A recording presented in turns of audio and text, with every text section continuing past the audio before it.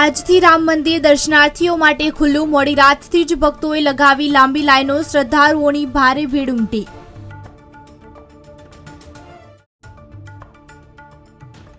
ગુજકેટના form હજુ 31 જાન્યુઆરી સુધી ભરી શકાશે। 31 જાન્યુઆરી સુધી લંબાવાતા હવે લેટ ફી સાથે પરીક્ષા ફી રૂપિયા 1350 ભરવાની રહેશે।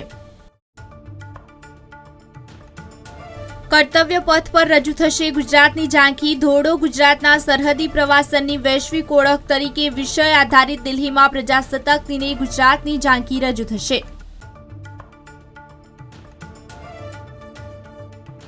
અંબાલાલ પટેલની આગાહી। આવતીકાલથી ફરી કમોસમી વરસાદ ત્રાટકશે। પશ્ચિમ સૌરાષ્ટ્રમાં વરસાદની શક્યતા।